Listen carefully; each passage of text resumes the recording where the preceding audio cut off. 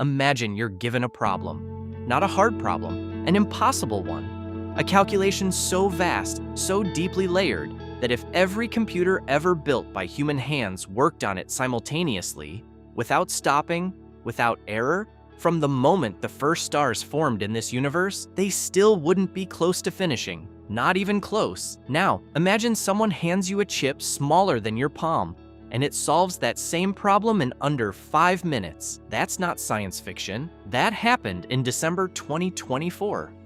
Google announced a quantum processor called Willow, and what it didn't just break records, it broke something far more fundamental, our understanding of where computation actually happens. Because when physicists looked at the numbers, really looked at them, they couldn't account for where the processing power was coming from. Not from this universe anyway. December 9th, 2024, Google's quantum AI team publishes a paper in the journal Nature. It's titled with the kind of quiet academic confidence that hides something extraordinary underneath. The subject, a new quantum processor called Willow, and its performance on what researchers call a random circuit sampling benchmark, a specific type of computational task designed to stress test quantum systems against their classical counterparts. The result, written in precise academic language, lands like a thunderclap. Willow completed this benchmark in under 5 minutes. The best classical supercomputer on Earth, a machine that fills entire rooms, burns enough electricity to power small towns, cooled by systems more complex than most aircraft, would need 10 septillion years to do the same thing. Let that number breathe for a moment. 10 septillion. That's a 10 followed by 24 zeros. Our universe is approximately 13.8 billion years old. 10 septillion years is roughly 1 trillion times longer than the universe has existed. It's a number so large that it stops being a number and starts being a philosophical statement, a declaration that certain things are simply beyond classical reach. And Willow did it in the time it takes to brew a pot of coffee. Now, quantum computers have claimed supremacy before. In 2019, Google's earlier chip, Sycamore, made similar headlines. But Sycamore's advantage, while real, was contested. Critics pointed out that classical algorithms could be improved to narrow the gap. The margin felt like a sprint, impressive, but challengeable. Willow is different in kind, not just degree. The performance gap between Willow and classical machines has grown so astronomically large that no foreseeable improvement to classical computing could close it. We're not talking about being faster. We're talking about operating in a fundamentally different category of reality. And that's where the story gets strange. To understand why physicists started talking about parallel universes in the same breath as circuit boards and laboratory benchmarks, we need to step back and ask a question that sounds almost childishly simple. What is a quantum computer actually doing? A classical computer thinks in bits. Each bit is a 1 or a 0, a light switch, either on or off. Everything your phone does, every email, every video, every word processor calculation is ultimately a sequence of 1s and 0s moving through logic gates at incredible speed. A quantum computer thinks in qubits, and a qubit can be both 1 and 0 simultaneously, a state called superposition. This isn't a metaphor or a simplification. It is literally, physically, mathematically the case that a qubit exists in multiple states at once until you observe it. At that point, it collapses into a single answer. This is strange, but it gets stranger. When you scale qubits up and link them together through a process called entanglement, the system doesn't just get twice as powerful with each new qubit, it gets exponentially more powerful. 2 qubits can hold 4 states simultaneously. 3 qubits hold 8. 10 qubits hold over 1,000. By the time you reach Willow's scale of 105 qubits, the number of simultaneous states the system can theoretically process is larger than the number of atoms in the observable universe. Larger than the number of atoms in the observable universe. So, here is the question that has been quietly haunting quantum physicists for decades, and that Willow has now forced into the mainstream conversation. Where is all that computation physically happening? In a classical computer, the answer is obvious. The calculation happens in the processor in the silicon, in this room, on this planet, in this universe. The computation is local, physical, traceable. But in a quantum computer operating at Willow's scale, the number of simultaneous computations being performed exceeds what could possibly be hosted within the physical matter of the chip itself, or, some physicists argue, within the observable universe at all. This is not a fringe observation. This was stated directly and publicly by one of the founding fathers of quantum computing himself. David Deutsch, the Oxford physicist who first proposed the theoretical model of a quantum computer in 1985, has argued for decades that the only coherent explanation for how quantum computers work is that they are, in a very literal sense, performing calculations across multiple branches of reality simultaneously. His framework is called the many worlds interpretation of quantum mechanics. And with Willow, it just became very difficult to dismiss. The many worlds interpretation, sometimes called the Everett interpretation, after physicist Hugh Everett III, who first formalized it in 1957, proposes something radical but mathematically consistent. Every quantum event, every point at which a particle could go one way or another, doesn't result in a single outcome. Instead, reality branches. Both outcomes happen. The universe splits into versions of itself where each possibility is realized. There is no collapse, no random selection, no cosmic dice roll. Everything that can happen does happen, just in different branches of an ever-expanding infinite multiverse. Most people encounter this idea as science fiction, but in the physics community, the many worlds interpretation is one of the most seriously debated frameworks for understanding quantum mechanics. It's not a fringe theory. It is arguably the most mathematically natural reading of the Schrödinger equation, the core equation governing quantum behavior. David Deutsch took this seriously enough to build a career around it, and his core argument, stated plainly, is this. When a quantum computer performs a calculation, it is performing that calculation across many parallel worlds simultaneously. The answer arrives in our world, but the work was distributed across the multiverse. For most of computing history, this was an elegant philosophical position. Interesting, but not something you could point to directly. Quantum computers existed, but at small enough scales, you could tell yourself the explanation was simply the mathematics of superposition contained within a single system.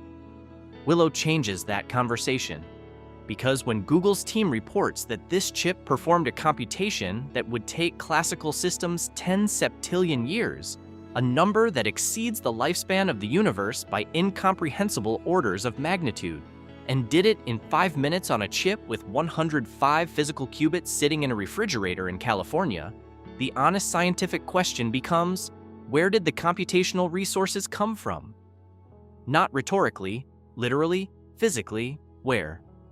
Dr. Amara Okonkwo, a quantum systems researcher whose work bridges computational theory and experimental physics, described the Willow results to colleagues in terms that were striking for their candor. The benchmark result isn't just about speed, she noted during a panel discussion on quantum advantage in early 2025. It's about the fundamental question of where computation lives. At this scale, we're being forced to ask whether our models of physical reality are adequate to explain what we're building. And the uncomfortable answer might be that they're not. That discomfort is shared across the field, though expressed with varying degrees of caution. Professor Liang Chen, a theoretical physicist at MIT who specializes in quantum information theory, has written extensively about the interpretational gap, the space between what quantum computers demonstrably do and what our current physical models can cleanly explain.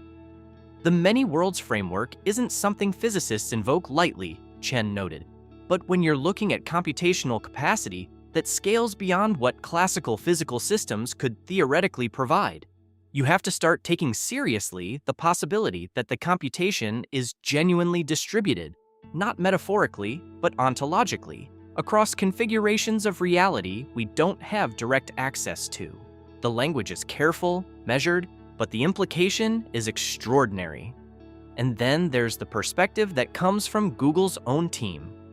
In the official blog post accompanying the Nature publication, Google's researchers reference the many worlds interpretation directly, not as speculation, but as a legitimate framework for understanding what their chip is doing. They describe the computation as drawing on resources that, in Deutsch's framework, would correspond to parallel computational branches, parallel universes in the most technically precise sense of that phrase. This is a company known for careful, PR-conscious communication. They don't invoke parallel universes casually. Let's be precise about what is and isn't being claimed here, because this is where the science needs to stay tethered. No physicist is suggesting that Google's lab has a window into a parallel universe. No one is claiming they've received a signal from an alternate Earth, or that there's some kind of portal or wormhole involved.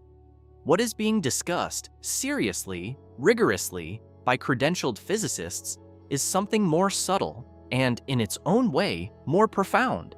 In quantum mechanics, the state of a system is described by what's called a wave function. This mathematical object encodes all the possible configurations a quantum system could be in. When a quantum computer operates, it manipulates this wave function across all its possible configurations simultaneously. In the Copenhagen interpretation, the traditional framework most of us learn first, you say the quantum system is in superposition and leave it at that. The wave function is a mathematical tool, not a description of physical reality.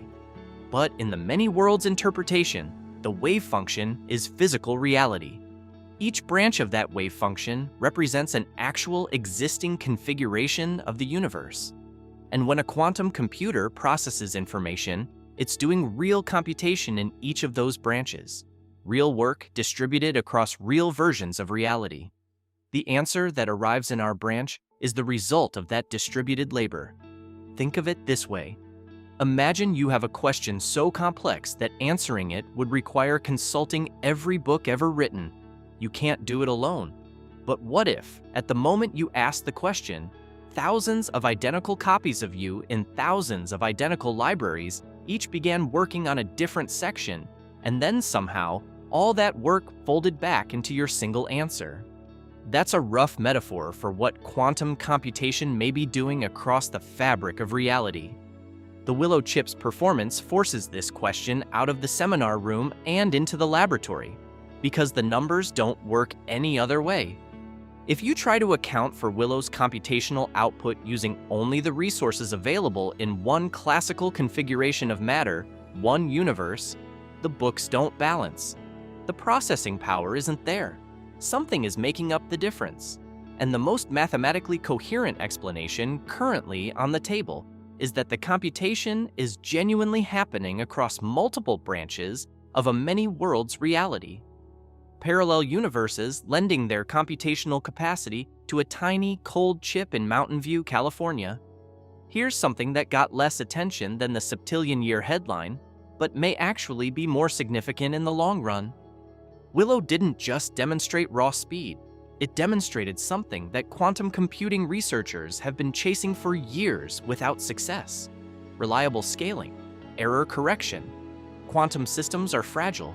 Qubits are exquisitely sensitive to their environment: heat, vibration, stray electromagnetic fields. Any of these can introduce errors into a computation, and those errors compound rapidly.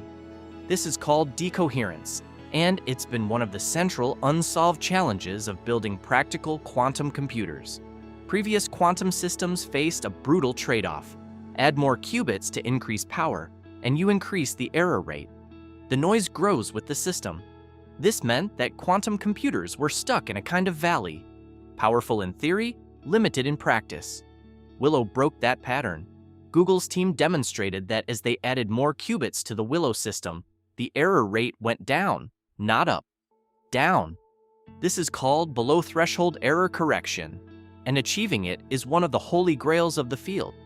It means that Willow's architecture can, in principle, be scaled up.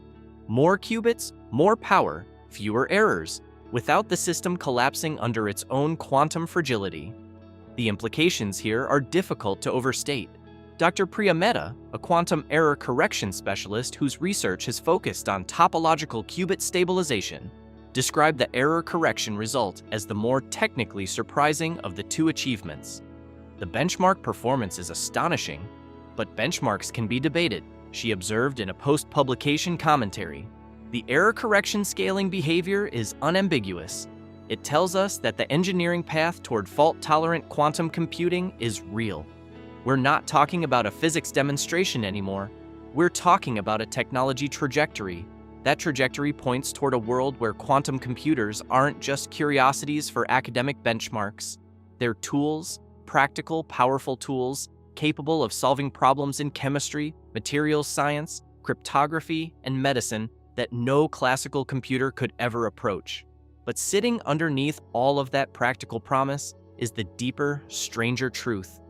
We may be building tools that work precisely because they reach beyond the boundaries of our known universe.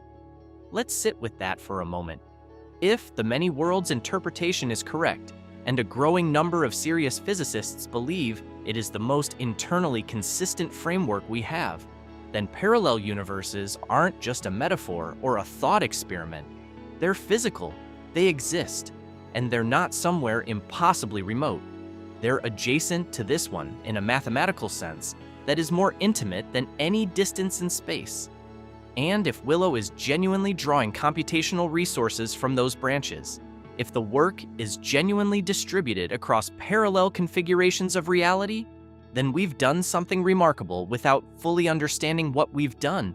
We've built a device that operates across the multiverse, not by understanding the multiverse, not by mapping it or communicating with it in any meaningful directional sense, but by exploiting the mathematical structure of quantum reality in a way that makes parallel computational branches do useful work for us.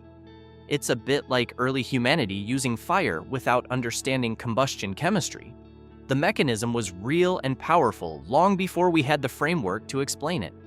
The philosophical vertigo here is genuine and worth acknowledging. If the universe branches at every quantum event, and every quantum event means every interaction at the subatomic level, which is to say, every moment in every atom of everything, then there are versions of this universe beyond counting. Versions where different choices were made, where different particles went different ways, where history unfolded along different lines. Most of those branches will never touch ours in any detectable way. The quantum coherence that would allow interference between branches breaks down almost instantly at the scales we can observe directly. But inside a quantum computer, cooled to temperatures colder than deep space, isolated from environmental noise with extraordinary precision, operating in carefully maintained quantum coherence, the branches can be made to interfere with each other constructively. And that constructive interference is computation. Real computation distributed across real parallel branches of a real multiverse. Willow is, at least according to this framework, the most literal multiverse interfacing device ever built. This is the part where good science requires us to slow down and apply some intellectual honesty. Not everyone accepts the many worlds interpretation, and some physicists who study quantum computing closely are skeptical that Willow's results require invoking parallel universes at all. The Copenhagen interpretation, the view that quantum superposition is simply a mathematical description of probabilities, not a physical description of parallel worlds, can accommodate quantum computation without invoking the multiverse. In this view, a quantum computer is extraordinarily clever at manipulating probability amplitudes, but it isn't literally computing in other universes. It's computing here, using the mathematical structure of quantum interference. Proponents of this view would argue that the "where is the computation happening" question is a category error. That asking where a probability lives is like asking where a dream is stored.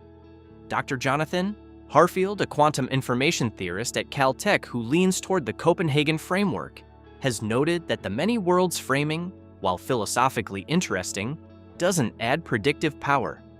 The many worlds interpretation and Copenhagen give identical predictions for every experiment we can currently run, he has written. Willow's results are extraordinary, but they don't distinguish between the interpretations. What they do is raise the stakes of the interpretational debate, because the answers matter more when the technology is real. This is the key point. The debate between interpretations of quantum mechanics has been running since the 1920s. It hasn't been resolved because, experimentally, the interpretations are indistinguishable. What Willow does is make the debate feel urgent in a way it never quite did before.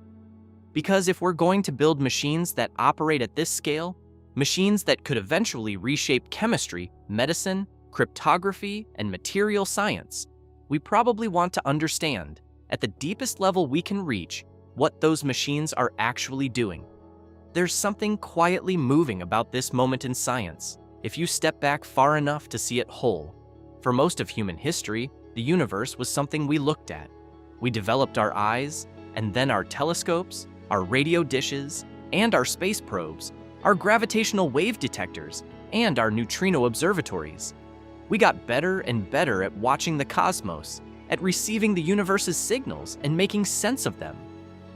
Willow represents something different, not observation, interaction. If the many worlds framework is correct, we've built a device that doesn't just receive information about reality. It operates across the structure of reality itself, leveraging the branching architecture of the quantum multiverse to do useful computational work. We didn't do this on purpose, exactly. We built toward performance, we chased error correction and qubit coherence and benchmark results. But in doing so, we may have stumbled into contact with the deepest feature of how the universe is structured, not by looking at it from the outside, but by building something that works precisely because it reaches in.